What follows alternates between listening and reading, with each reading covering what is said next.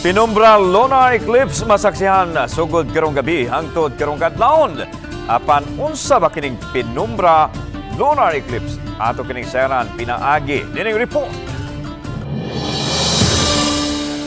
Kung adunay pinumbra lunar eclipse, nagpasabot ang buwan moagi sa lighter shadow sa kalibutan. Ni higayuna, dunay alignment sa adlaw, kalibutan ug buwan. So dili ta ka-expect nga mao ni makita nato dunay coloration sa moon.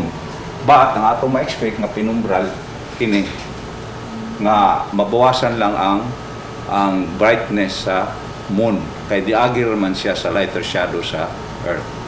Matud sa Pag-asa, masaksihan ang penumbra lunar eclipse sugod karong gabii sa bisan asang dapit sa nasod. So magsugod ni karong alas 11 sa gabi ang una niyang entry sa lighter shadow sa earth, ang moon.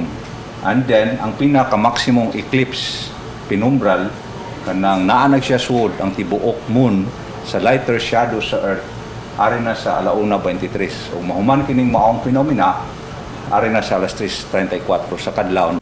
Matud sa Sugbuanong astronomer nga si Christopher Go, kumun ra nga mahitabo ang penumbral lunar eclipse human sa usa ka total solar eclipse. Nahitabo kuno ang total eclipse niadtong Abril 20 o 15 ka adlaw ang nakalabay nga nakita sa Indonesia ug Australia.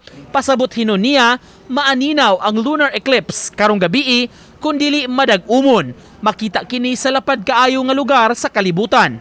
Sa pangutana kung unsay makit-an sa mga magtukaw ug mag-atang-ani karong gabii, dunay darkening o pagdim sa buwan sa kalangitan. It's not good kanang eclipse nga kanang maklaro gyud nato ba, in fact nga tungod kay dito ra siya sa light shadow doon na ray one kanang murag mo dim gamay ang moon, mo darken siya. No, I mean it's just a slight darkening on the kanang the tip of the moon ba. Uban ni Marlon Melgazo, Nico Sereno, Balitang Bisdak.